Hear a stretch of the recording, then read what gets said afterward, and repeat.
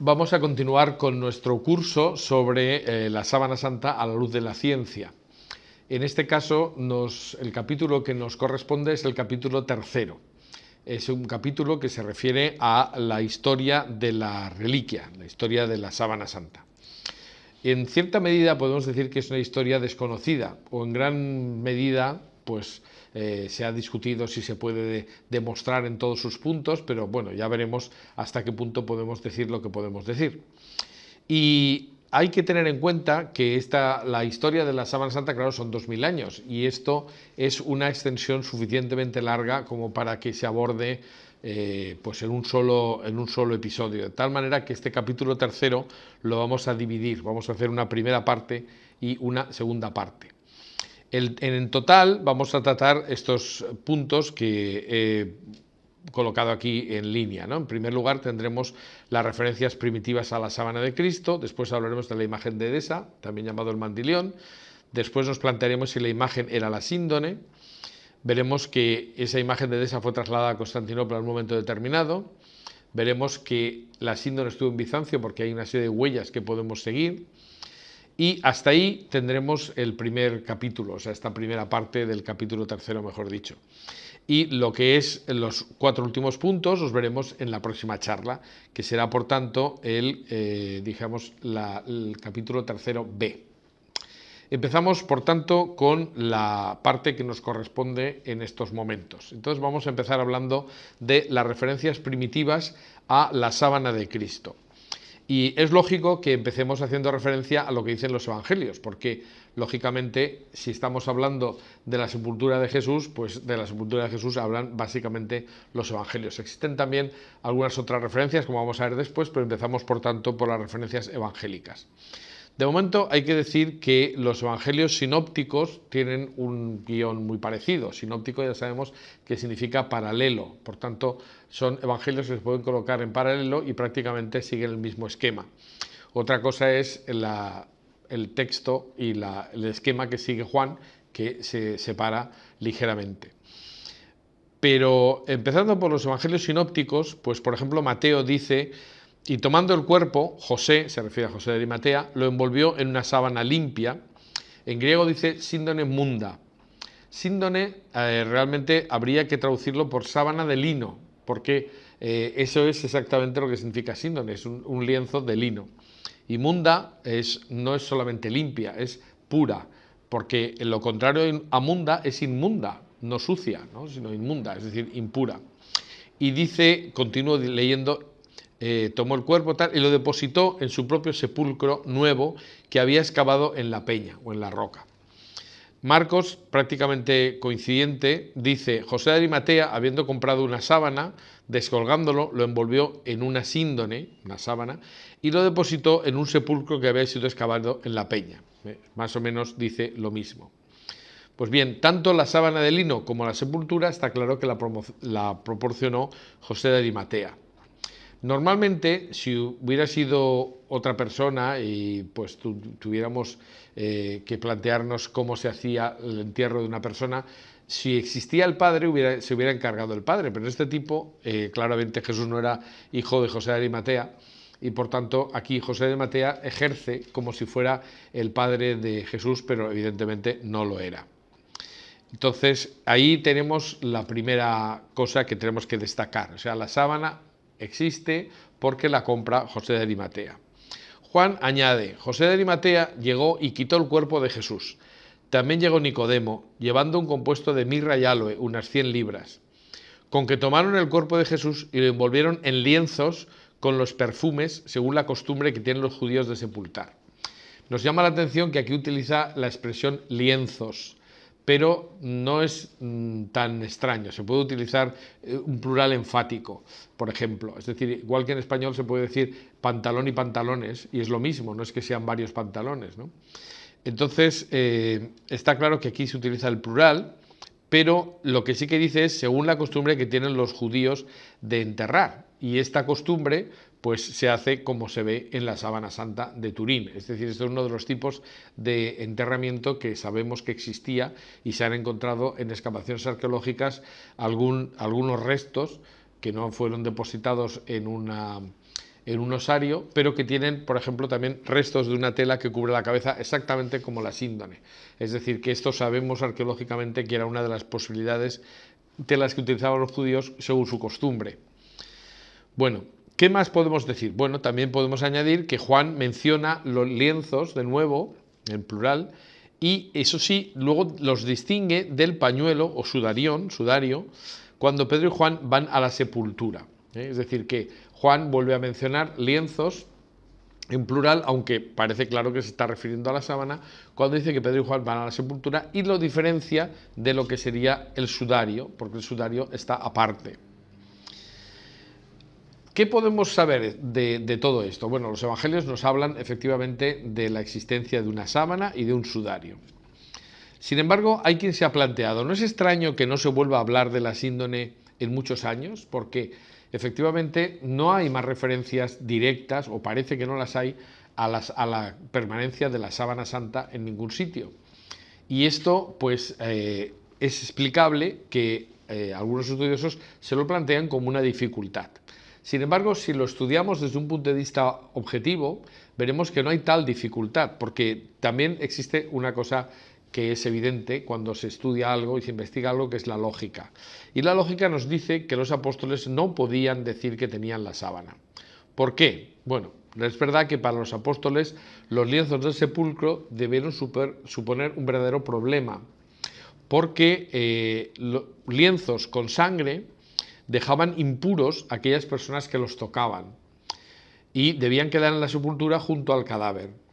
De hecho, lo que se hacía habitualmente era, después de un año, recoger todos los restos, meterlos en un osario, como he dicho.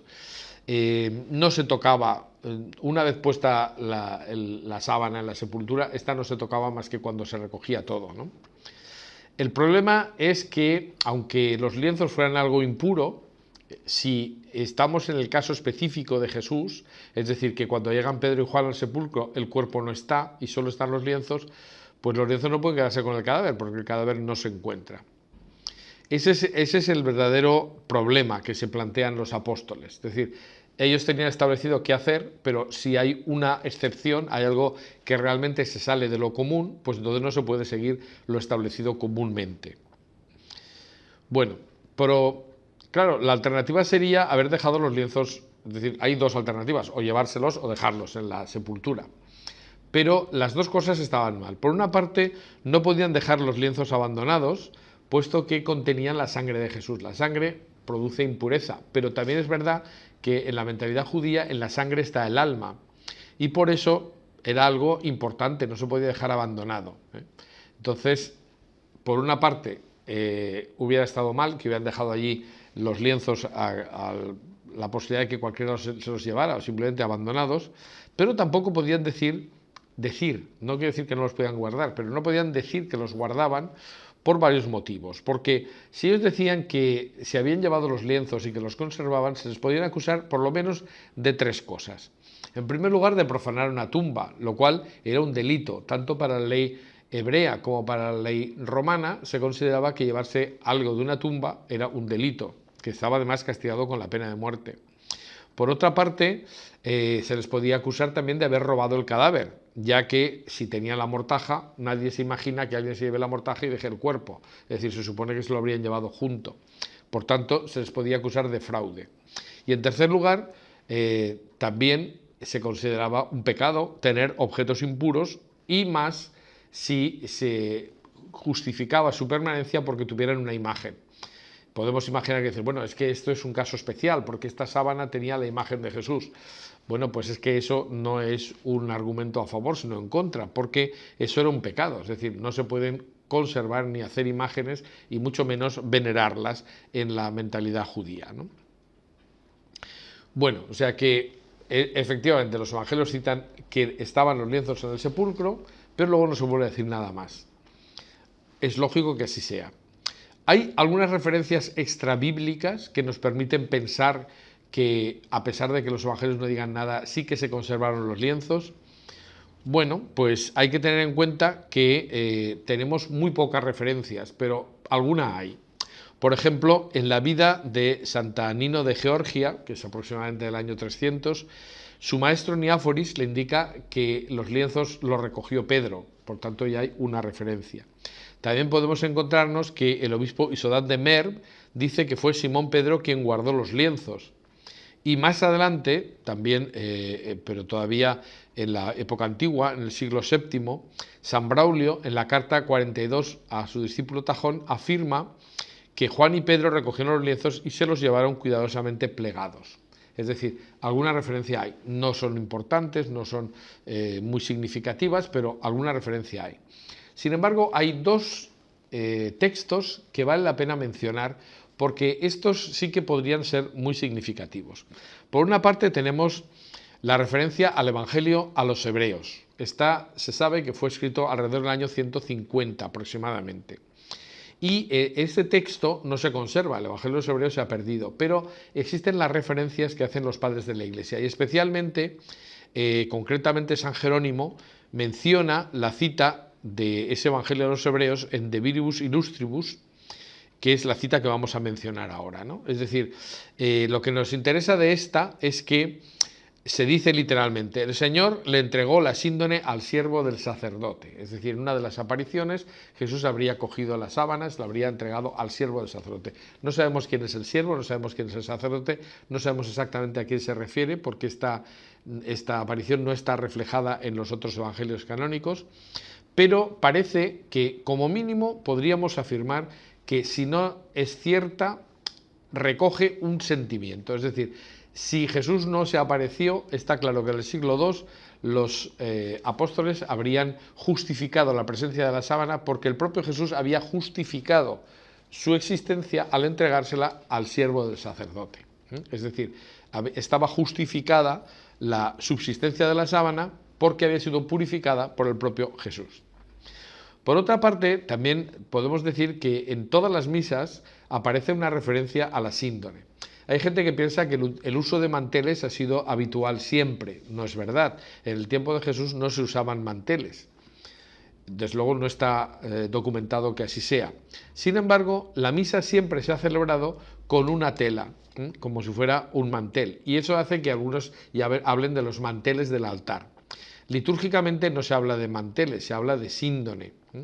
Y efectivamente, pues con el tiempo la Iglesia ha considerado natural representar litúrgicamente los lienzos sepulcrales de Jesús en cada una de las misas. Así lo dice de forma implícita el Papa San Eusebio, que reinó entre el año 309 a 311, y que dice, debe usarse un lienzo de lino puro, como el cuerpo de nuestro Señor Jesucristo fue sepultado en una sábana de lino limpia. Es decir, esta sábana de lino limpia sería síndone munda, literalmente lo que dice el Evangelio. Pero aún así, aunque pudiéramos decir que la sábana se habría conservado y que incluso se reflejaba litúrgicamente, pues nos falta poder identificar esa sábana con la sábana de Jesús o con la sábana de Turín, ¿no? Y aquí pues tenemos que sacar otro texto que yo creo que es muy importante. Tenemos aquí una referencia, concretamente es la fotocopia digital del Misal Mozárabe. El Misal Mozárabe, concretamente esta es una edición facsímil del año 1500, pero el Misal Mozárabe se escribe en el siglo VI, de acuerdo con la liturgia que se tenía en España, que no era la romana, era la mozárabe. En este texto, concretamente hablando de las lecturas del sábado, pues se menciona algo más que no aparece en el texto del Evangelio de Juan, por ejemplo, ¿no? Sino que se dice, ad monumentum Petrus cum Johanne cucurrit, recientique in lentiaminibus defunti et resurgentis vestigia cernit. Es decir, Pedro con Juan corrió al sepulcro, vio en los lienzos las huellas recientes del difunto y resucitado. Esta es una referencia muy curiosa porque no solamente habla de la conservación de la sábana, sino que esa sábana tenía unas huellas recientes. Eso es muy llamativo. Es decir, ¿por qué en el siglo VI se diría esto diciendo algo más de lo que dicen los evangelios? ¿Es porque alguien sabía que existían esas huellas recientes? No lo sabemos, pero también es una referencia que vale la pena traer a colación porque, aunque sea de forma indirecta, nos habla de la síndone. En cualquiera de los casos, hay que decir que, claro, lo que caracteriza a la sábana de Turín es que tiene una imagen. Y la aceptación de las imágenes en la Iglesia Católica fue algo que no fue fácil en absoluto, es decir, tuvo verdaderas dificultades. Y vamos a traer algunos ejemplos. Por ejemplo, Eusebio de Cesarea, que vivió entre el año 264 a 340 aproximadamente, tiene un texto muy curioso por su reacción, que nos parece hoy día absolutamente desproporcionada, y que es la contestación a una carta enviada por Constanza, hermanastra del emperador Constantino. Hay que tener en cuenta que Constantino era el que había salvado de las persecuciones a la Iglesia Católica, y su hermanastra pues era alguien importante. Y entonces se dirige al obispo de Cesarea, que era la capital de la provincia romana de Palestina, ¿no? Y Constanza lo que le dice en su carta es que había sabido que algunos creyentes poseían un retrato auténtico de Jesucristo y quería una copia de él. Y entonces Eusebio le contesta, y podemos entender que de una forma no nada amable, ¿no? Es decir, parece que se mantiene rígido en la doctrina cuando le dice: aun cuando tú ahora declares que no me pides la imagen de la forma humana transformada en Dios, sino el icono de su carne mortal, tal como era antes de su transfiguración, entonces yo respondo: ¿no conoces el pasaje en el que Dios manda no hacer imagen alguna de cualquier cosa allá arriba en el cielo o aquí abajo sobre la tierra? Es decir, viene a decirle: ¿cómo me pides una imagen cuando la imagen de Jesús contradeciría, mejor dicho, lo que es lo que dice el Antiguo Testamento, ¿no? Lo que dice la Biblia? No se puede consentir semejante cosa. Entonces dices: hombre, ni siquiera la hermanastra del emperador, ni siquiera. Otro ejemplo que tenemos claro de la dificultad de la aceptación de las imágenes en la Iglesia de los primeros tiempos es pues hacer referencia a que durante el Concilio de Nicea, el año 323, por ejemplo, Atanasio de Alejandría defendió una postura favorable a las imágenes, y eso cabría pensar que sería, pues, bueno, desde luego la indicación de que estaban cambiando algunas cosas en la Iglesia. Sin embargo, es verdad que, aunque el argumento de Atanasio no tiene ningún tipo de discusión, porque es verdad, Atanasio dice que realizar retratos realistas de Cristo no solo es algo lícito, sino bueno, y resultaba justificado por el misterio de la encarnación, pues incluso llega a decir que está en coherencia con lo que dice Jesús al apóstol Felipe: quien ve al Hijo ve también al Padre. Por tanto, los retratos de Cristo podían ser un instrumento importante para la contemplación de Dios. Bueno, pues esto, que parece muy razonable, lo pagó Atanasio con su exilio. Es decir, que a pesar de que él había defendido públicamente en el Concilio de Nicea esta argumentación, que es coherente, pues no obstante lo cual, pues no fue muy aceptada. Tenemos un ejemplo muy tardío todavía, ya a finales del siglo IV, tenemos otra referencia curiosa. Epifanio de Salamina muestra su disgusto, en el año 390, muestra su disgusto al obispo Juan de Jerusalén cuando ve una imagen parecida a Cristo en una iglesia de Anablata, un pueblo próximo a la ciudad de Jerusalén. Resumiendo mucho el texto, viene a decir lo siguiente: dice que allí dentro, él se acerca porque ve una luz, entonces se acerca a una construcción y ve que es pues como una iglesia, ¿no? Dice: allí dentro había colgado una larga tela teñida y pintada que llevaba una imagen de un hombre semejante a Cristo. Y su reacción: apenas la vi, me encolericé mucho, constatando que dentro de una iglesia había sido colgada la imagen de un hombre, en contra de la autoridad de las Sagradas Escrituras. Así que la rasgué aquella tela y recomendé calurosamente a los guardianes dar aquel paño en beneficencia para que fuera usado para envolver y sepultar el cadáver de cualquier difunto pobre. Afortunadamente no encontró la sábana de Turín, porque se lo hubiera cargado, ¿no?, directamente. Entonces, ¿pero qué quiero decir? Pues que efectivamente estos son tres argumentos clarísimos de la dificultad de aceptar las imágenes. Por tanto, no se podía hablar de que había una imagen de Jesús que fuera la auténtica imagen de Jesús. Incluso, si esto le añadimos que fuera una imagen producida en su sepultura, peor, porque ya hemos visto que sería un objeto impuro, inaceptable desde todos los puntos de vista. Y este silencio, pues, corre durante siglos, entonces hasta el punto de que nos planteamos si es posible, si se puede reconstruir la sábana, ¿no?, es decir, el itinerario de la sábana. Bueno, pues vamos a ver que la clave del secreto o de la posibilidad de rellenar esta laguna importante de los primeros siglos, nos la dio en el año 1978 el historiador Ian Wilson, quien lanzó una hipótesis que explicaría el silencio de los primeros siglos del cristianismo sobre la síndone, pero él dice, no es que no se mencione la síndone, lo que ocurre es que se menciona como un objeto diferente, es decir, como algo oculto, mejor dicho, oculto bajo otra denominación. Él dice que realmente lo que puede explicar que no se mencione la sábana es que se está mencionando un objeto que, según él, era la síndone, y según mi opinión personal también, que es la imagen de Edesa.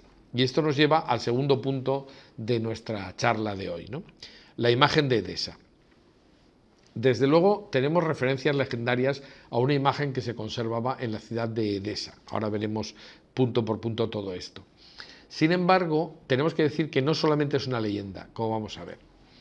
Bueno, de momento decir que ¿qué es Edesa? Edesa es una ciudad, hoy día se llama Sanliurfa, es decir, Urfa la Gloriosa, y se encuentra en todo el territorio de Turquía y en el este de Turquía, ¿no? Y concretamente entre el Tigris y el Éufrates, es decir, en Mesopotamia, ¿no? Es decir, que sabemos que significa entre dos ríos.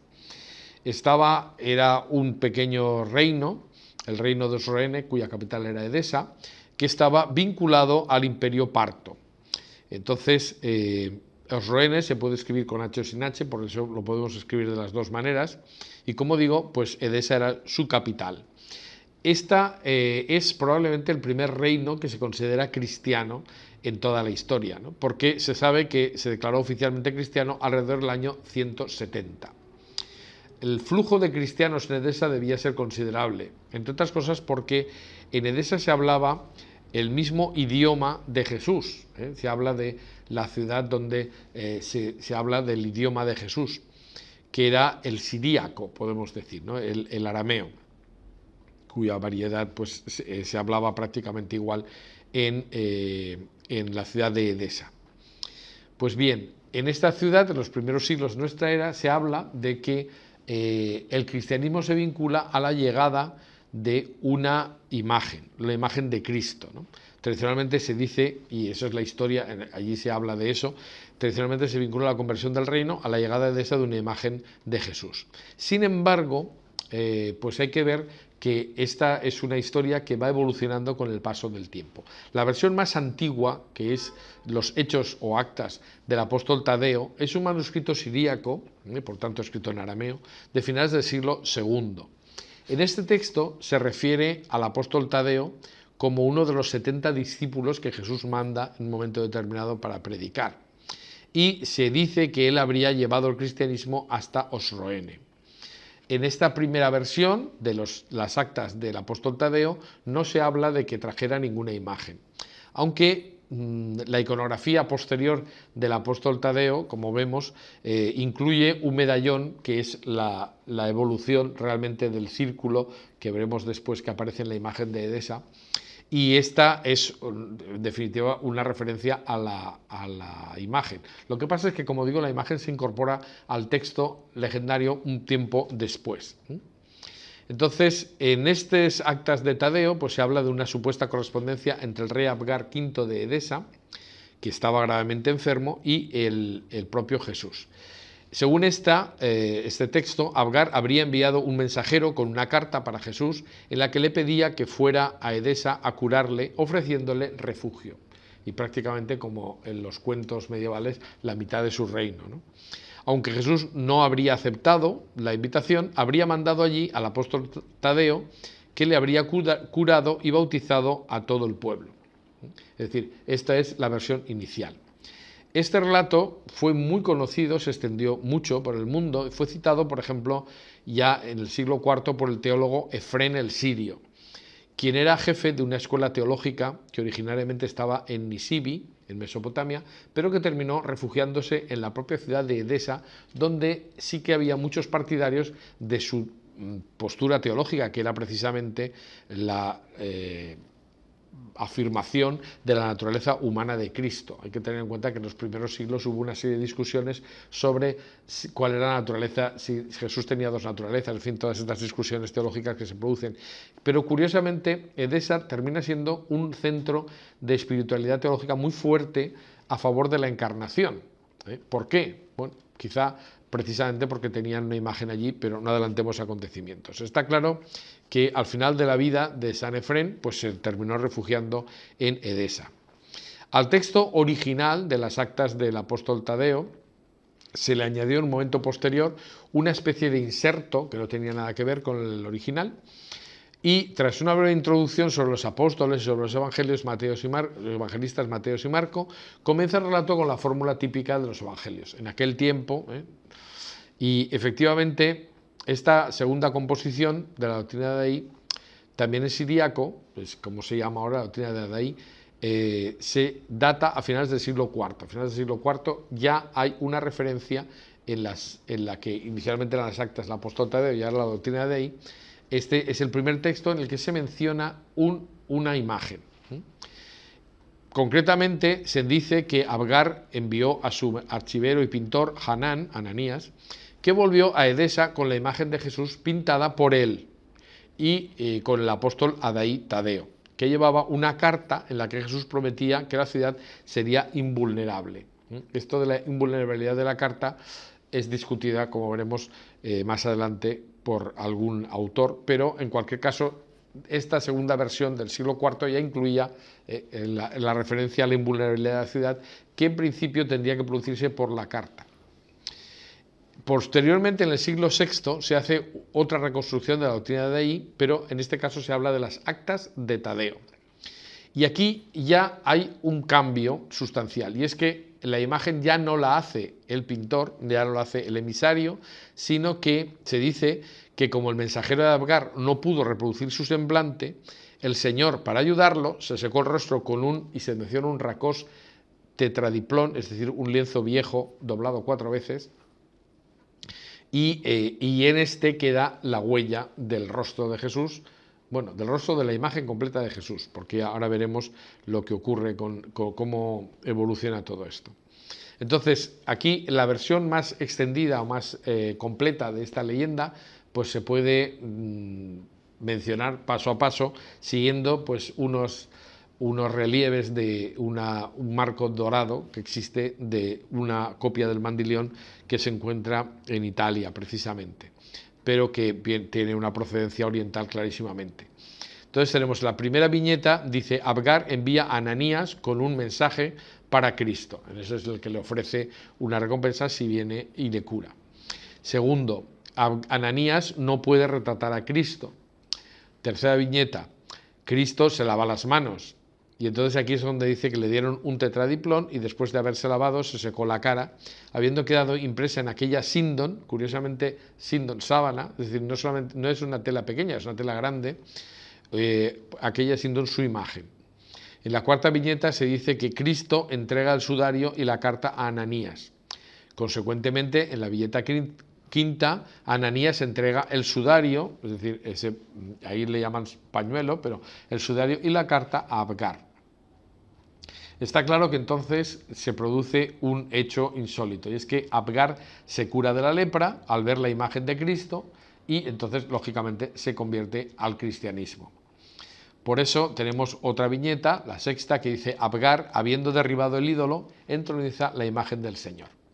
Esto es básicamente la idea, es decir, la carta pasa a un segundo plano porque en esta versión más amplia es la imagen la que realmente hace que el rey se convierta y que se convierta con él, como ocurría en la antigüedad, todos los habitantes del reino. Bueno, las leyendas todas tienen algo muy característico que normalmente no tenemos en cuenta. La leyenda se hace muchas veces para justificar la presencia en Edesa, en este caso, pero podría ser cualquier otra cosa, de la imagen. Es decir, cuando hay algo que se quiere buscar una explicación, cuando no hay una explicación documentada, pues se puede hacer una leyenda, es decir, se puede recoger una leyenda que sea una explicación popular de por qué eso está allí.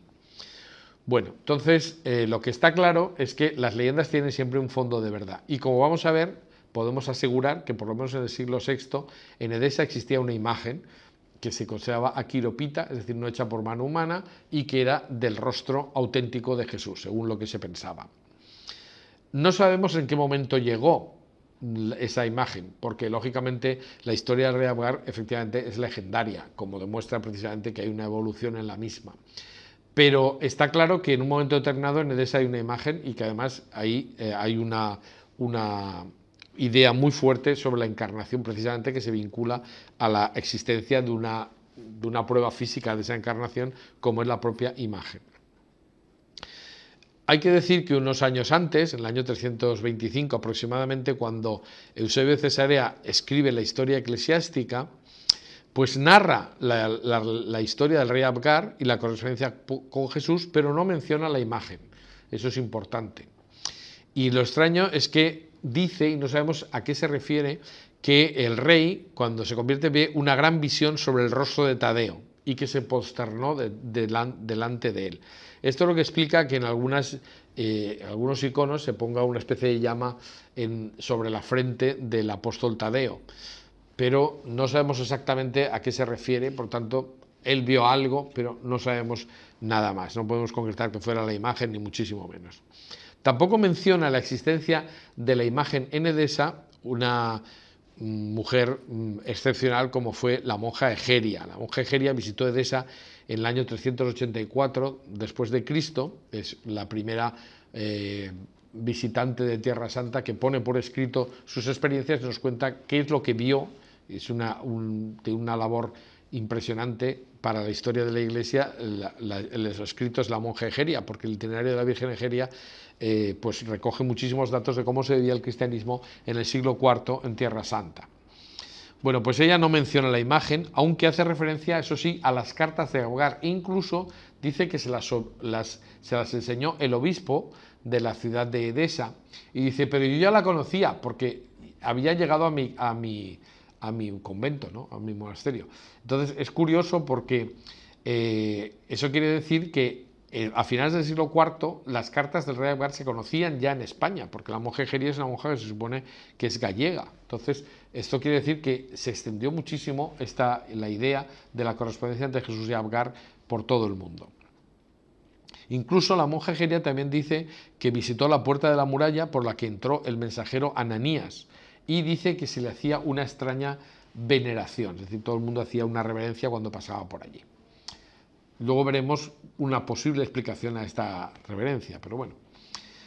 Lo que está claro es que se ha intentado explicar estas omisiones, tanto la de Eusebio como la de la monja Egeria, recordando que el hijo del rey Abgar, un tal Manu, volvió al paganismo.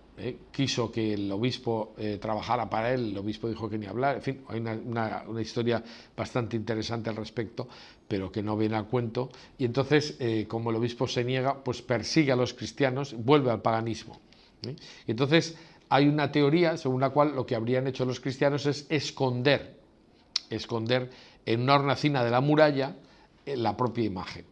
Incluso hay quien dice que esto explica que quedaba la huella, la historia, de que efectivamente en esa muralla estaba en una hornacina la imagen y por eso se hacía la reverencia. Bueno, lo que está claro, esto no lo podemos saber con seguridad absolutamente, pero que en el año 525 se produce un hecho que sí que está constatado históricamente, y es que Procopio de Cesarea, que es cronista de Justiniano I, cuenta que hubo una inundación devastadora del río Dorsán, que es el que pasa por Edesa, y habría destruido parte de la muralla, ¿no? Entonces algunos autores piensan que en esta destrucción habría quedado visible la hornacina donde se mostraba o donde se guardaba la imagen. No sabemos exactamente esto con seguridad porque no hay una constancia indudable al respecto, pero sí que es verdad que Justiniano Justiniano I en el año 527 supo de los daños causados a la ciudad de Edesa y envió dinero, entre otras cosas, para construir una catedral. Como veremos enseguida, ya había una iglesia anteriormente, pero él quiso crear una verdadera catedral. ¿Estaba la imagen oculta y se descubrió y fue por eso por lo que se hizo la catedral? Esto no lo podemos asegurar, por tanto no lo vamos a hacer. Simplemente constatamos los hechos. Hay incluso un testimonio que es un poco desconcertante, porque es un poco anterior, y es que según si diéramos seguridad a este testimonio y no fuera una interpolación, que eso tampoco lo sabemos, se nos dice que concretamente en la vida de San Daniel de Galash, que está escrita hacia el año 420, se dice que se recuerda que el santo tiempo antes había peregrinado a Edesa para venerar la imagen del Mesías. Claro, si había una imagen del Mesías ahí, podía ser que ya en esa época estuviera la imagen o que este señor lo hubiera visto. Pero tampoco podemos saber si eso no es una interpolación posterior, porque esto ocurre, ¿no? Es decir, que alguien haya visto, hombre, pues si fue a Edesa iría a ver la imagen. No sabemos si eso es verdad o no. Pero ahora ya pasamos a las seguridades, porque aunque no sabemos si la imagen había llegado antes a Edesa o no, sí que sabemos con total seguridad que estaba en la ciudad a mediados del siglo V, cuando el rey persa Cosroes I Anushirvan, es decir, el Grande, cercó Edesa. Aquí tenemos una referencia de un de un escritor perfectamente acreditado. Concretamente era abogado, Evagrio, prefecto imperial de Antioquía e historiador, que dice y cuenta que pues el rey Cosroes II cerca la ciudad de Edesa, intenta que se rinda, en fin, una serie de circunstancias que no voy a contar ahora, y que, con ocasión de estas circunstancias, pues el obispo Eulalio mostró la Theoteucos Eikon, o sea, la imagen hecha por Dios, y que se utilizó en la defensa de la ciudad. Está claro que si eso es así, pues no tenemos ninguna duda de que la imagen estaba. También sabemos que con anterioridad, a unos años antes, el obispo Conna, superviviente de las persecuciones del siglo IV, había construido una iglesia en Edesa y que estaba cerca de la fuente sagrada de Calirjoe, que es la de las carpas sagradas, sitio que todavía se conserva cuando se va a la ciudad, ¿no? Hay una serie de carpas que se vinculan pues, a un hecho de la vida de Abraham. Pero lo que está claro es que el año 545, Justiniano I vuelve a dar dinero, en este caso al firmar la tregua con los persas, completa la iglesia grande, es decir, la catedral, y que le llamó Hagia Sofía, y levantó una capilla específica para la imagen. O sea, ahí la imagen ya tiene una corporeidad indudable, porque tenía una capilla para guardarse, y que estaba a la derecha del ábside. O sea, que sabemos una serie de cosas interesantes. Pero está claro que desde el momento en el que los persas ceden ante la ciudad, y la ciudad parece que efectivamente, cumpliendo la profecía, es invulnerable y no cae en manos de los persas, pues esto hará que los cristianos de todo el mundo empiecen a conocer la existencia de la imagen y que quieran tener una copia. Es decir, la fama de que existía una imagen no hecha por mano humana era enorme y se convierte en el símbolo protector de las ciudades. Así que las copias de la imagen de Edesana se multiplican, pasando a ser los primeros iconos de la cristiandad, que plasman precisamente la imagen de Edesa, ¿no? La imagen aquiropita, no hecha por mano humana, de Jesús. Entonces, estos iconos dan lugar a una enorme discusión, porque se había estado en una situación inmediatamente antes de negación de la posibilidad de que hubiera imágenes y de repente las imágenes pasan a un primer plano en la vida espiritual. Esto originará un montón de discusiones y es el germen de las luchas iconoclastas que veremos un poquito más adelante. Mientras tanto, hay que decir que en el año 638 los musulmanes llegan a la ciudad de Edesa. Llegan a Edesa, pero curiosamente parece que se vuelve a cumplir la profecía y la ciudad no es conquistada. Es decir, la ciudad capitula. Los edesanos firmaron un pacto de vasallaje con los musulmanes a cambio de que los musulmanes permitieran que se conservara el cristianismo. Y esto lo hacen aceptando que no sea visible. Es decir, el cristianismo se oculta, pero la gran iglesia se mantiene. Y además, al estar Edesa fuera de Bizancio, pues este momento en el que pasa bajo el dominio musulmán, curiosamente es el que salvará la propia imagen. Si nosotros pensamos que la imagen era la síndone, pues lo que salva la síndone precisamente es la conversión de Edesa al Islam, porque precisamente cuando empiezan las luchas iconoclastas, los emperadores de Bizancio, algunos ordenan la destrucción de todos los iconos antiguos. Si la imagen de Edesa hubiera estado dentro del imperio bizantino, pues probablemente hubiera sido destruida. Entonces la imagen se libra de la persecución iconoclasta precisamente por estar fuera de Bizancio. Y sabemos además que los musulmanes, a pesar de que no son muy partidarios de las imágenes tampoco, pues le daban importancia, porque conocemos como datos que el califa Muawiyah, ordenó la restauración de la iglesia grande tras un terremoto en el año 678, y eso que era musulmán. También sabemos que el término mandil, que es árabe, pasará a denominar, a partir de la estancia en territorio musulmán de la imagen de Edesa, pasará a denominarse también esta mandilión, que es una grequización de la palabra mandil, que es referencia a una toalla, un pañuelo grande. Es decir, el mandilión será ese pañuelo, ese pañolón, que llegará a Constantinopla, como veremos un poco más adelante en la historia. Durante este tiempo, la permanencia de la imagen de Edesa en Edesa, incluso aún bajo el dominio musulmán, es conocida y tenemos muchísimas referencias. Yo voy a hacer aquí simplemente algunas referencias. Por ejemplo, Gregorio el Monje, en el siglo VIII, dice: existe en la ciudad de Edesa la imagen de Cristo no hecha por mano de hombre, es decir, Aquiropita, que opera maravillas asombrosas. El Señor mismo, después de haber impreso en un sudario el aspecto de su misma forma, mandó la imagen que conserva la fisonomía de su forma humana por el intermediario de Tadeo Aposto a Abgar, toparca de la ciudad de los edesanos, y curó su enfermedad. También, casi simultáneamente, el patriarca Germano I escribe en el canon de Maitines, que por tanto es del siglo VIII, dice: el rey de Edesa, cuando vio tu impronta sobre el lienzo, exclamó: mi señor, en el momento de tu pasión estabas humillado y desfigurado, y sin embargo iluminabas el universo, porque transparentaba la forma de tu persona, cuya impronta sobre la tela nos ha sido dada como un tesoro. Es curioso que en esta historia del rey Abgar no hay ninguna referencia a la pasión. ¿Por qué de repente este patriarca vincula la imagen de Edesa a la pasión? Pues esto es algo que vamos a dejar abierto y que después intentaremos explicar.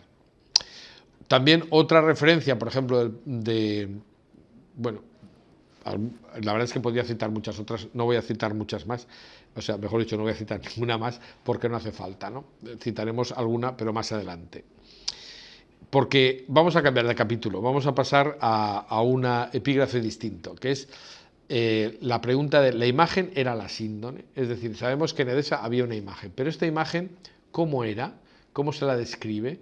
Entonces las descripciones nos permiten conocer algo sobre cómo era la imagen, ¿no? Hemos visto que se utiliza la expresión theoteutos, que es hecha por Dios. También se llama aquiropita, es decir, no hecha por mano humana. Se le llama tetradiplon, es decir, doblada en 4 veces. Eso es una referencia a la tela, lógicamente, que por tanto tenía que ser mucho más grande porque solo se veía la octava parte. Y también se llama mandilión, que sería toalla o pañuelo grande, es decir, que es una imagen que parece que pudiera ser del cuerpo completo, pero se muestra solamente la zona del rostro, que es la octava parte de la figura, y esta era una tela mucho más larga, pero queda reducida al tamaño de un pañuelo grande. Bueno, entonces eso es lo que sabemos según las descripciones de los textos. Ahora, ¿qué era la imagen de Edesa? Está claro que era una tela que contenía la imagen de Jesús, pero la tela es un extraño soporte para un retrato. No sé si somos conscientes de que pintar sobre una tela es una cosa bastante incómoda. Tiene que estar tensa, en fin, hay una serie de cosas que hacen los pintores para poder pintar sobre el lienzo, pero no es lo normal. Por otra parte, era mucho más grande de lo que se enseñaba, puesto que solo había quedado reducida al tamaño de un pañuelo grande. Y por otra parte, está claro que si se llama imagen hecha por Dios, pues no se considera que simplemente sea una pintura sin más. Lo que sí sabemos es que existe un original y lo podemos seguir por las copias que se hacen de ese original. Y vemos que, aunque se distribuye por todo Oriente estas copias de la imagen de Edesa, todas ellas tienen pues una serie de características muy parecidas, ¿no? Es decir, es un rostro que está centrado en una tela que es mucho más ancha que alta y que pues tiene como un círculo en el que se inserta el rostro. Pues esto es una forma bastante extraña para un retrato, porque lo lógico es que los retratos, y siempre es así, estén hechos sobre una superficie más bien vertical que horizontal. ¿Por qué en la imagen de Edesa tendría que ser una imagen tan ancha? Según las copias es bastante ancha la imagen, es decir, como si tuviera más de 1 metro de ancho el texto, la parte de la tela visible. Pues bueno, esto nos encajaría con la idea que ahora vamos a sacar de que existen algunas referencias muy antiguas a que no solamente está el rostro, sino está el cuerpo completo de Jesús. Es decir, que la tela era mucho más grande y aparecía doblada, enseñando el rostro. Esto no es algo que nosotros digamos por una pura elucubración. Por ejemplo, el Tractatus de Esmera, que se calcula su existencia a partir del año 544 después de Cristo, y que se dice que es una traducción del siríaco al latín. En este Tractatus se afirma que Abgar recibió, claro, aquí ya no utiliza la palabra síndon, sino la palabra latina linteum, un linteum en el que se podía ver no solo el rostro, sino la figura de todo el cuerpo. Y dice literalmente, feaciei figuram septocius corporis figuram cernere poteris. Es decir, que lo que se podía ver era la figura de todo el cuerpo. El citado Tractatus de Esmera también nos dice varias cosas, porque habla de una ostensión de esa imagen de Edesa, y entonces dice que la imagen se conservaba en un relicario y que era expuesta en circunstancias excepcionales, y es precisamente en todos los años en el día de Pascua. Esta referencia es muy curiosa porque nos indica que el Tractatus está escrito antes de la toma por los musulmanes de la ciudad, porque desde ese momento la imagen no salió de la catedral, es decir, dejó de mostrarse el año 638 y desde luego no era público. Sin embargo, aquí en el Tractatus se habla de una visión pública. Adelantando acontecimientos, podemos decir que las arrugas de la síndone, en uno de los primeros estudios que hizo el doctor John Jackson, a formarse el equipo Sturp, pues él sugiere que hay una serie de arrugas que se dan en la síndone que coinciden con lo que serían los pliegues de ese doblado en 4 veces. Pero esto lo vamos a dejar aquí porque ya haremos referencia más adelante. Lo que está claro es que por las copias podemos decir que el relicario del Mandilión lo que está reflejando es el manto digno de un rey. Es decir, aquí tenemos una imagen de un rey parto, una escultura del siglo II, y sabemos que Osroene estaba vinculado al imperio parto, y donde aparece que tiene una tela que es prácticamente la misma que se está representando en las imágenes, en las copias de la imagen de Edesa. E incluso ese fondo dorado que está en torno al rostro se va a mantener siempre en los iconos, y prácticamente es un recuerdo de que efectivamente tuvo un relicario dorado con una tela parecida. También es un recuerdo la aureola que aparece, porque si vemos las copias más antiguas veremos que realmente no es una aureola en torno a la cabeza. Las copias más antiguas nos muestran un círculo completo, por tanto lo que hay es una ventana, es decir, es como si a la imagen se le hubiera colocado una tela dorada con un agujero para dejar ver solamente el rostro, lo cual es bastante coherente, como vamos a ver desde distintos puntos de vista. Si nos fijamos en ese rostro, por otra parte, pues no es esta una charla específica sobre la iconografía, solamente estoy hablando de la historia, pues hay que decir que sí que quiero hacer alguna referencia a cómo era el rostro representado en la imagen de Edesa, y lo sabemos también por las copias. Y aquí tenemos algo muy curioso. Este es un jarrón litúrgico del siglo VI que procede de Emesa, es decir, la antigua Homs, que está hoy en Siria, y que se conserva en el Museo del Louvre, por cierto mal catalogado, pero que se conserva en el Museo del Louvre. En el medallón que se ve en la parte central podemos ver que hay pues una transcripción en volumen de lo que sería el rostro de la sábana santa vista como se podía ver en el siglo VI, es decir, sin un negativo fotográfico, es decir, simplemente viendo unas zonas como más salientes y otras más entrantes. Si hiciéramos una comparación entre la imagen en relieve y la imagen del rostro de la sábana santa que estamos viendo aquí, veríamos que hay muchísimos puntos de referencia que son prácticamente, que nos llevan a pensar que es la misma imagen transcrita a 3D. Pero esa es la gran dificultad, porque si esa imagen se copia y se pasa a iconos, para pasarla a iconos hay que pasarla a líneas. No se puede pintar sin hacer líneas, ni contornos, ni nada de esto, ¿no? Entonces, el problema era cómo escribir una imagen que no tiene líneas. Pues intentando encontrarlas, y efectivamente hay un autor, que es el doctor Viñón, que cuando desarrolla los famosos 15 puntos el doctor Viñón, él dice que hay una serie de características que se dan prácticamente en todos los iconos. De esto pues hablaremos con más detenimiento en otra charla. Pues ahí se dice pues que hay una serie de detalles que son coincidentes. Aquí ahora no los voy a citar, simplemente hay una serie de puntos de coincidencia que se dan en muchos iconos antiguos y que se pueden encontrar si uno lo mira con atención. Dijéramos que puede encontrar la base para hacer estas líneas en lo que se ve en la imagen de la sábana de Turín.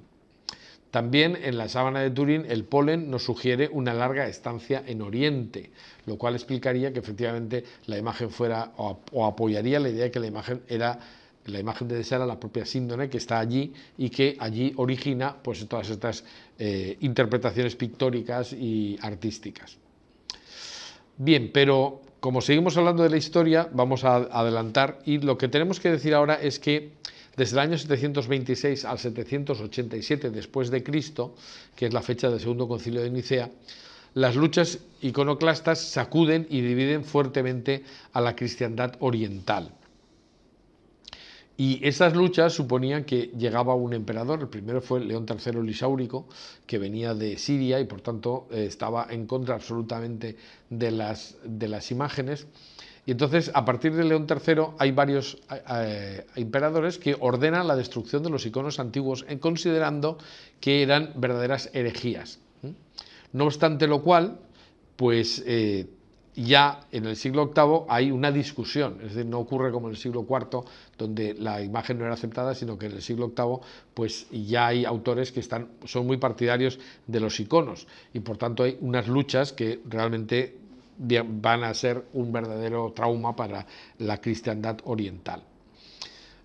Vamos a citar algunas cosas, ¿no? Por ejemplo, en el año 726, a pesar de la ocupación musulmana, San Juan Damasceno, el que se representa con un icono precisamente como defensor de los iconos, vuelve a señalar la presencia de la imagen en Edesa y la señala como un signo de que Dios no se opone a que se represente su imagen humana. Este es un argumento muy importante que se utiliza en el Concilio de Nicea, es decir, si Dios hubiera querido que no se representara su imagen, no hubiera dejado una imagen él mismo de él, ¿no? Y en esta línea pues hay ya bastantes autores. Andrés de Creta, el Papa Gregorio II, el Papa Esteban III, que habla de la imagen de Edesa en un sínodo específico en San Juan de Letrán, Jorge el Monje, el Patriarca Nicéforo, Juan de Jerusalén, Teófanes el Cronógrafo, San Teodoro el Estilita, en fin, el Estudita es otro, las Actas de Andrés y la Leyenda de San Alejo, en fin, una serie de referencias. Y está claro que también, incluso en una carta sinodal del año 836, dirigida al emperador Teófilo, los tres patriarcas de Oriente se ponen de acuerdo para señalar que el mismo Salvador imprimió la impronta de su santa forma en un sudarión. La mandó a un cierto Abgar, toparca de la ciudad de los edesanos, por medio de Tadeo, el apóstol del lenguaje divino. El apóstol del lenguaje divino es el lenguaje de Jesús, que es el arameo. Bueno, las luchas iconoclastas siguen todavía unos años más, hasta que en el año 843 la emperatriz regente Teodora, que era viuda del iconoclasta Teófilo, restaura definitivamente el culto a las imágenes en un sínodo, pero ya digo, esto es tan tarde como el año 843. Bueno, esto es el fin de las luchas iconoclastas y el triunfo de la ortodoxia, pero no es el final del traslado o de la historia de la sábana santa convertida durante un tiempo en la imagen de Edesa.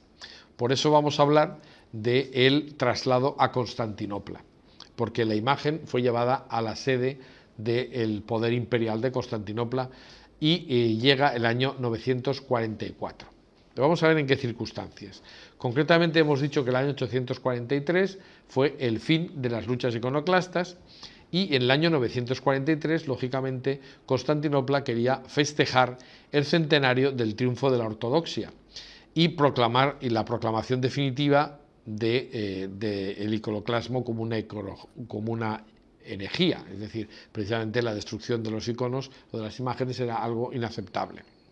Pues bien, la imagen aquiropita de Jesús, que se había salvado de las luchas iconoclastas por estar fuera del imperio bizantino, pues superado el conflicto, pues daba una justificación, o se buscaba, y dio la base para eso, se buscaba que los emperadores trajeran esa imagen que había sido fundamental en la superación de las luchas iconoclastas hasta la sede del poder en Constantinopla, ¿no?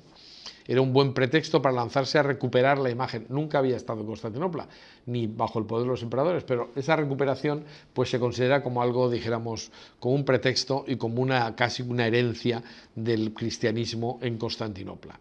Entonces la imagen estaba en un terreno que era islámico y era justificable que se fuera a por la imagen. Así que el año 942, dentro de la guerra contra el califato de Bagdad, el general armenio Gurgen, llamado Kurkuas, y es por el nombre que lo conocemos en Occidente, pues llega a la ciudad de Edesa.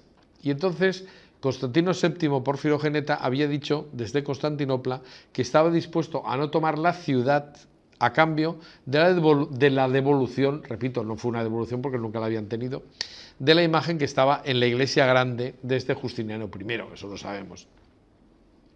Entonces, efectivamente, los bizantinos cercan la ciudad de Edesa y exigen la entrega de la imagen.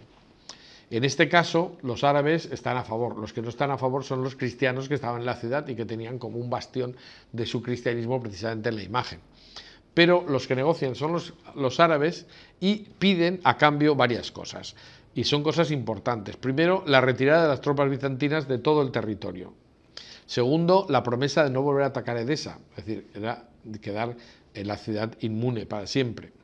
En tercer lugar, la libertad de 300 nobles prisioneros y cuarto, 12.000 denarios de plata.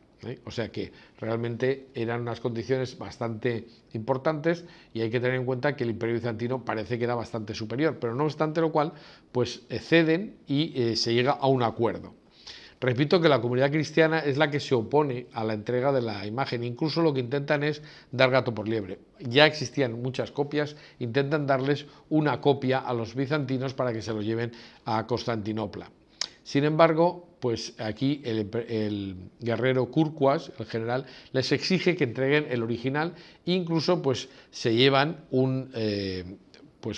hacen que el relicario sea transportado a Samosata, para que el obispo de Samosata constate, no sé exactamente si fue el obispo de Samosata el que fue a Edesa, pero bueno, en cualquiera de los casos el obispo de Samosata es el que constata que efectivamente esta imagen era la original. Luego se podía distinguir claramente lo que era el original de las copias.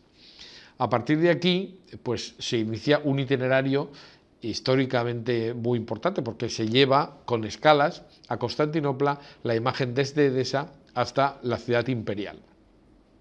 Entonces, cerca del río Sangarius, es recibido ya por las autoridades imperiales, que encabeza un funcionario eunuco imperial que se llama Teófane y que es el cubicularius y que evidentemente sale a recoger la imagen. Y así se hace la entrada solemne en Constantinopla el 15 de agosto del año 944.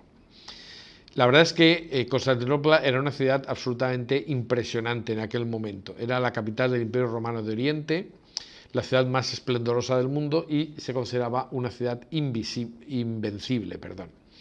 Y concretamente, pues el emperador del séquito recibe la imagen de Edesa al final del Cuerno de Oro, en el puerto del Crisoqueras, es decir, Cuerno de Oro. Es decir, y allí llega, pues, en manos del bajel probablemente imperial, que llega hasta ese puerto. Había otro puerto en donde estaba la iglesia de Faros, pero bueno, está el puerto del Cuerno de Oro.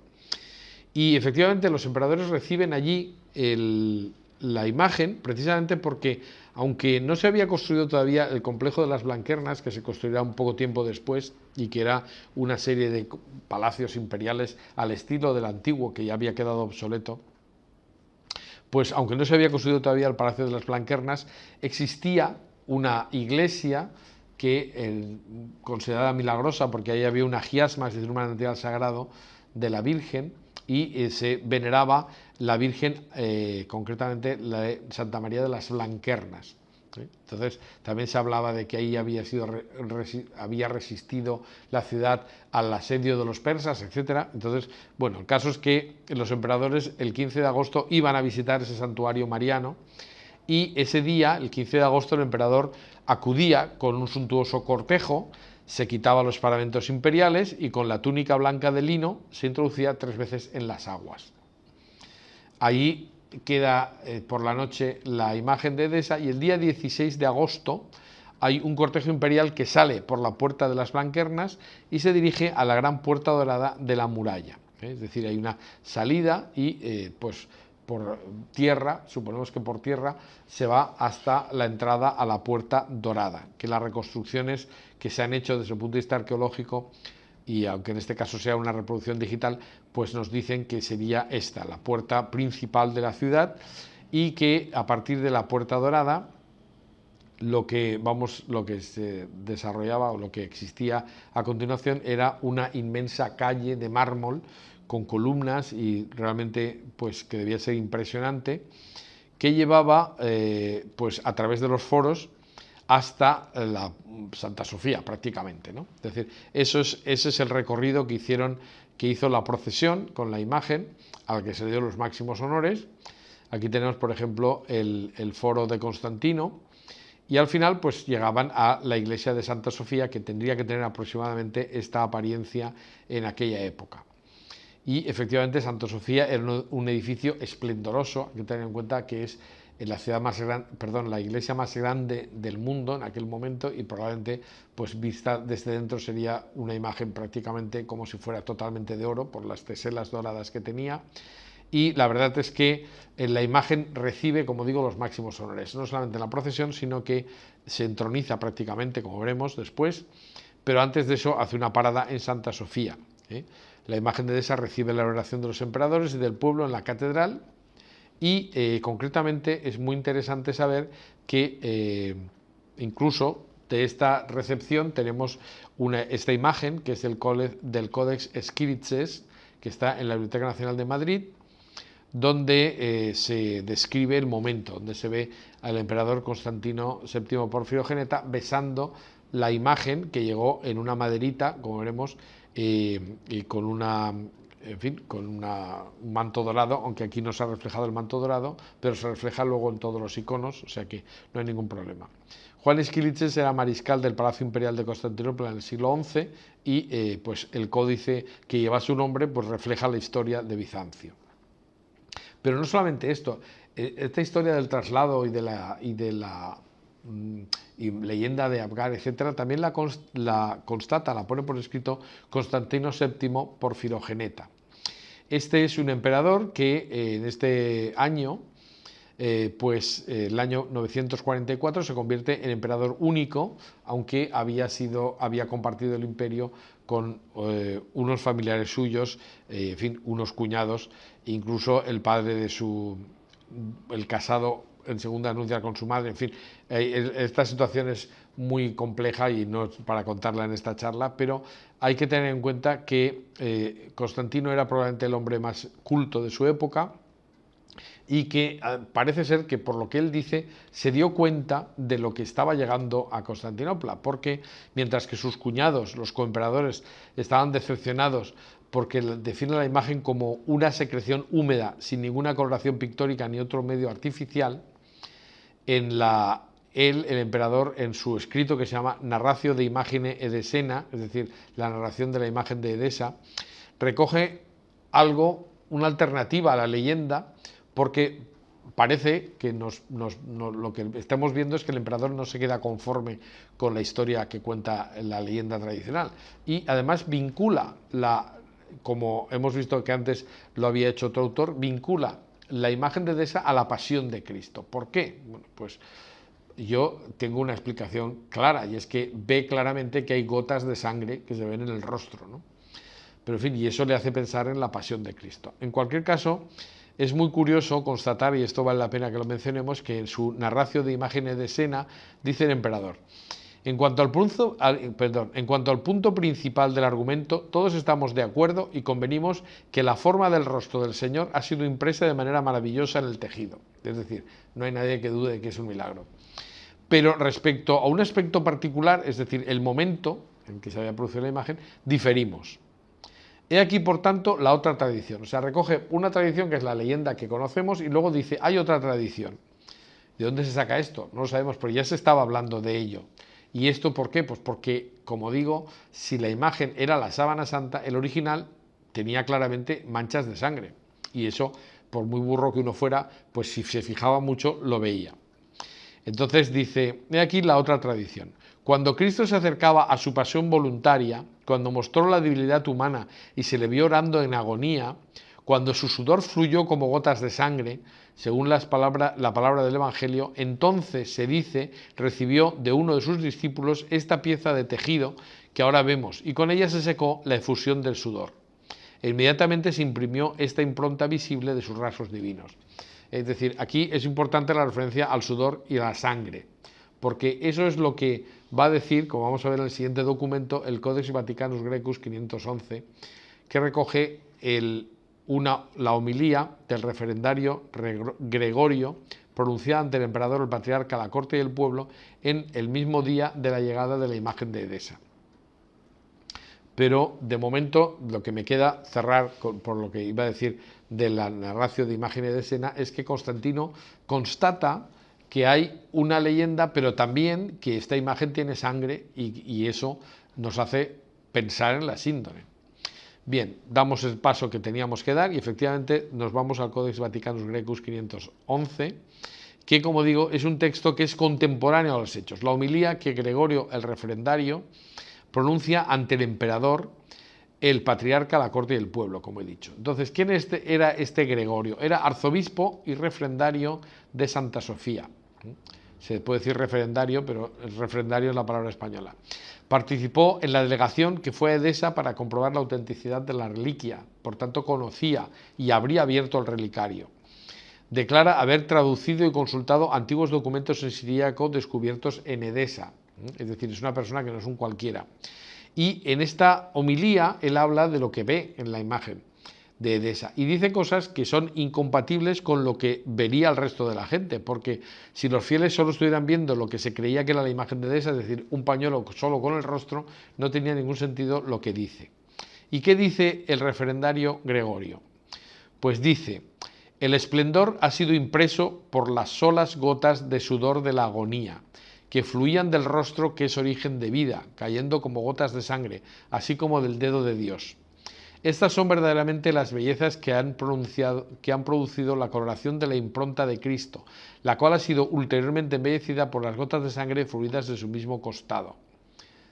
Sorprendente, porque no solamente habla de sudor, de sangre, etcétera, como el emperador Constantino, sino que además lo que dice es que se había manchado posteriormente, cosa que es realmente insólita, posteriormente se había manchado de la sangre fluida del costado. Es decir, es como si la imagen hubiera sido utilizada luego para envolver el cuerpo. Esto indica necesariamente un cuerpo grande, una tela grande, ¿no? Esto es curioso y además termina diciendo, dice, estas dos bellezas están llenas de enseñanzas. Sangre y agua allá, sudor e imagen aquí. ¿Qué semejanza de los hechos? Estas cosas provienen del que es uno y el mismo. Es decir, parece que hace una constatación del paralelismo entre la sangre y el sudor que ha formado el rostro y el resto con la sangre y el agua que sale del costado, ¿no? Bueno, está claro que posteriormente, desde Santa Sofía, la imagen de Edesa fue llevada al Palacio Imperial y allí la imagen fue colocada sobre el trono imperial, iniciando un ceremonial que se repetirá después por los sucesores de Constantino VII. Lo recoge Alfred Rambaud en Estudios sobre la historia de Bizancio, que es una publicación del año 1919, donde dice que en la sala del trono, donde el basileus, es decir, el emperador, recibe a los embajadores, al lado de su altísimo trono de oro reluciente se encuentra otro vacío. Es el trono del soberano supremo e invisible.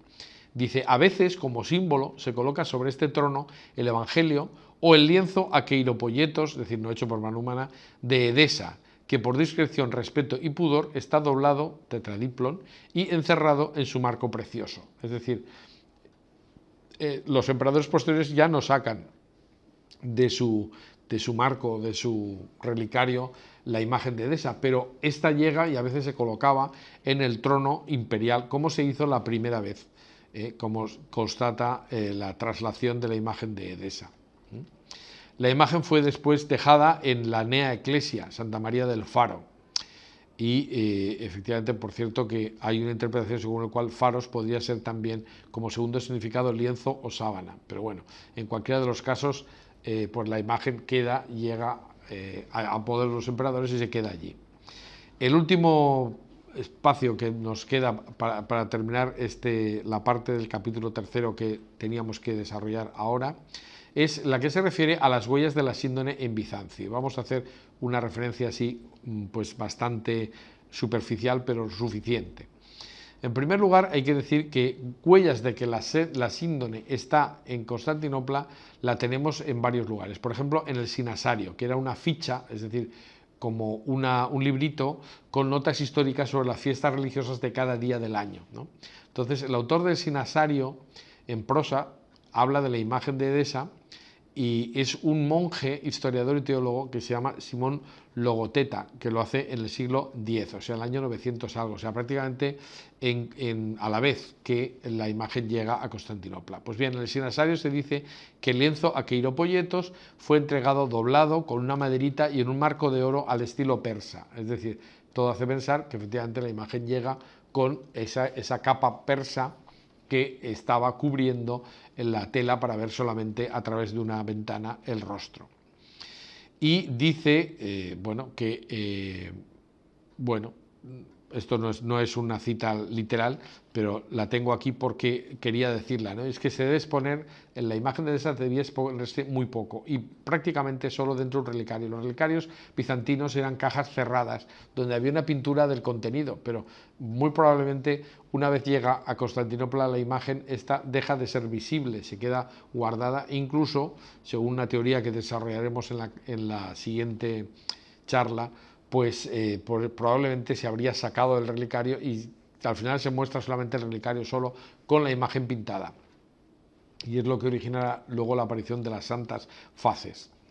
Hay otras referencias a que la imagen se conservaba en Constantinopla. Por ejemplo, en el Monte Athos existen varios manuscritos del Sinasarion, que es del siglo X, como sabemos, de diversos monasterios. El monasterio de Iberón, concretamente, este dice que hay una referencia que añade algo, y es que dice que Abgar pidió al mensajero Hanán que dibujara una descripción del rostro, de los cabellos y de todo su cuerpo. Luego, por tanto, ahí tenemos documentos posteriores inmediatamente a la llegada de la imagen que dicen que era la imagen del cuerpo completo. También un absurdo, pero que se da y que se cita, por ejemplo, alrededor del año 1050 el monje Cristóbal de Mitilene, en un himno de versos yámbicos, dice: has impreso en un lienzo tu semblante, tú que después de muerto fuiste envuelto en él como tu último ropaje. Es decir, insiste en la idea de que se ha utilizado la imagen de Edesa para envolver el cuerpo, es decir, que era la sábana también, en el que se habría envuelto el cuerpo. Pero hay muchas otras referencias indirectas. Tenemos, por ejemplo, pues, que plantearnos qué imágenes se tenía de Cristo en Bizancio antes del año 944. Pues básicamente el rostro de Edesa, y luego también existía la imagen del Pantocrátor, que era la imagen del emperador con el rostro de Jesús, ni más ni menos sentado en el trono. Y en el concilio de Nicea lo que se establece es que los pintores tienen que ajustarse a la realidad, no pueden crear imágenes de Cristo. Y entonces tienen que o bien copiar algo que ya existe o hacer referencia a pasajes del Evangelio. Por eso, esto es un detalle que tenemos que conservar precisamente para la charla siguiente, porque vamos a decir algo muy importante con relación a ello. Pero lo que está claro es que el fruto del Concilio de Nicea es que los pintores no tienen libertad para pintar, sino que tienen que ajustarse a lo establecido en este concilio, ¿no? Por eso hay algunos detalles que se añaden a la iconografía bizantina que son muy significativos, porque coinciden con lo que se ve en la síndone y explican que se puedan añadir, porque son cosas que si no, no tendría sentido que se reflejaran. Por ejemplo, curiosamente, a partir del momento en que la imagen de Edesa se entroniza, pues evidentemente aparecen monedas con Cristo sentado en el trono. Pero también podemos ver, por ejemplo, que las marcas de los pies son realmente extrañas, ¿no? Hay un pie como mucho más grande que el otro, y parece que sea una garra de león y una pata de pollo, cosa que es incomprensible, pero sin embargo esto podría explicarse en que cuando vieron los pies de la imagen de Edesa vieron dos pies desiguales, porque las marcas no son las mismas. Interpretaron que Jesús era cojo o que Jesús tenía un pie deforme. Esto mismo es lo que se representa en la cruz rusa. Hay que recordar que fueron los monjes bizantinos los que cristianizaron Rusia en el año 984, es decir, 40 años después de la llegada de la síndone a Constantinopla. Y fue por monjes de Constantinopla. Entonces llevan la cruz rusa, que es una cruz donde el travesaño de los pies está inclinado porque se supone que tiene un pie más corto que otro. Bueno, y con esto vamos a terminar por ahora. Quiero no despedirme sin hacer una referencia al Codex Prey, que es la demostración, o dijéramos, la imagen que más claramente nos pone de manifiesto que la síndone de Turín estuvo en Constantinopla y que fue vista y copiada. Vamos a ver, efectivamente, ¿qué es el Codex Prey? Pues es un códex, o sea, un manuscrito en pergamino, es el número 1 en lengua húngara, precisamente, y está en la Biblioteca Nacional de Budapest, y concretamente allí, pues parece ser que fue la manufactura de este texto, de este manuscrito, es el año 1192 a 1195, pero su origen parece ser que se da años antes, es decir, esto puede ser la realización en un manuscrito más amplio, pero los apuntes dijéramos que podían ser anteriores. ¿Y por qué pensamos esto? Pues porque sabemos que en el año 1150 una comisión diplomática húngara trató el matrimonio de la hija del emperador Manuel II Comneno y el príncipe heredero Bela de Hungría. Entonces sabemos también que los emperadores mostraban sus tesoros a los invitados a quienes querían demostrar confianza. Y entonces, como en otros casos, está claro que vieron la sábana. Entonces, esa visión de la sábana pudo hacer que alguien tomara notas de lo que estaba viendo, porque si no, no se explica qué es lo que se refleja en la imagen que vamos a ver. Sobre todo nos vamos a fijar en estas dos, porque el manuscrito tiene una serie de imágenes, de dibujos, pero hay dos que nos interesan muchísimo. Vamos a fijarnos de momento primero en el debajo. Lo que está representado aquí es, vamos a ver, lo que parece que uno entendería es que lo que se ve aquí es el sepulcro abierto con la tapa del sepulcro caído. Así es como se ha representado a partir de esta imagen, prácticamente eso es la interpretación que ha hecho todo el mundo. Sin embargo, si nos fijamos bien, esto no es el sepulcro con la tapa abierta, sino que realmente lo que está reflejado aquí es una tela con un forro con cruces. O sea, la síndone se dice en griego que estaba tendida, extendida sobre el sepulcro. Esto es lo que parece que está tratando de reflejar el autor, que sabe griego, lógicamente, ¿no? ¿Por qué decimos esto? Primero, pues porque esa tela con cruces es un forro de una tela litúrgica. Y en la otra pieza, en la que está encima, lo que estamos viendo ahí es un dibujo como el dibujo de espiga de la síndone. Vamos a fijarnos un poquito más. Y aún vemos otra cosa, que es el sudario enrollado sobre sí mismo, como se dice en griego, que estaría en la parte central. Es decir, que aquí está encima de los lienzos, no como los lienzos planos, sino enrollado sobre sí mismo, dice el texto del Evangelio. Entonces, ¿qué estaríamos viendo? Pues estaríamos viendo la parte interna de la tela, y esto nos lo configuran dos cosas, y es que ahora veremos. Y por otra parte, pues por detrás estaría el forro con cruces rojas, como digo, que es un color exclusivo de los emperadores y que se utiliza en las piezas litúrgicas que utilizan algunos sacerdotes ortodoxos.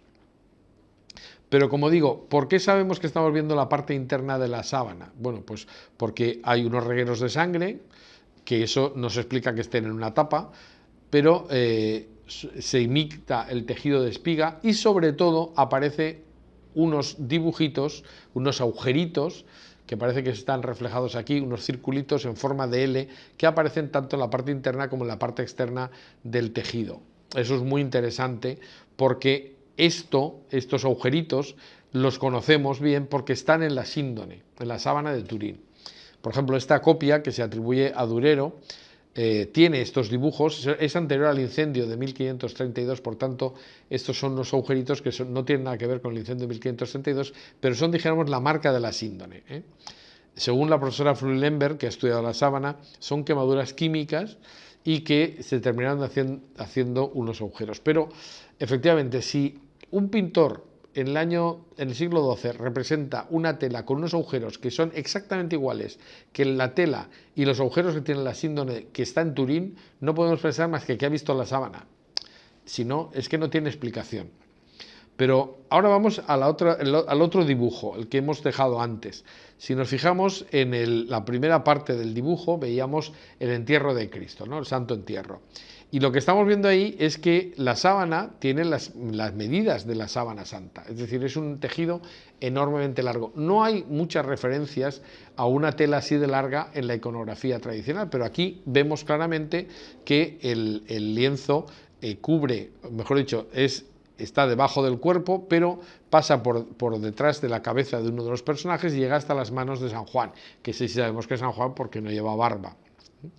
Pero hay más características. Se representa el cuerpo completamente desnudo, cosa que es impensable en la iconografía de la época. Tiene las manos solo con 4 dedos, lo cual es una coincidencia con la síndone, las manos cruzadas y, efectivamente, la extensión correcta de la síndone. Esto podría ser una pura casualidad. Uno puede pensar, bueno, en fin de cuentas tampoco es seguro que estuvieran representando la sábana de Turín, pero ya es llamativo que las copias que se hacen de este manuscrito recogen exactamente la misma escena y que no tienen ninguna característica como las que acabo de citar. Por ejemplo, en un manuscrito que es concretamente el breviario de la reina Ingeburge, hay otro artista que copia exactamente la misma escena y si nos fijamos ni la sábana tiene el tamaño, ni los brazos están cruzados, ni el cuerpo está completamente desnudo, ni nada de nada. Es decir, es el mismo dibujo sin ninguna duda, sigue el mismo modelo sin ninguna duda, el mismo tipo iconográfico y no hay ningún punto de coincidencia con la síndone. Qué curioso, ¿no? Parece que uno sabe lo que está copiando y el otro simplemente copia la anterior.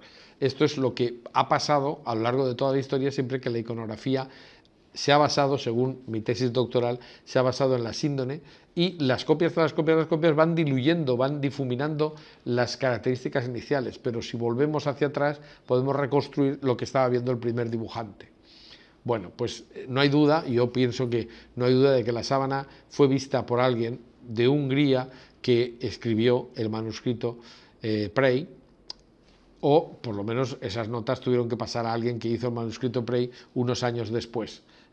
Bueno, pues aquí lo dejamos y seguiremos en la próxima charla con la segunda parte de este capítulo tercero, que es la historia de la síndone.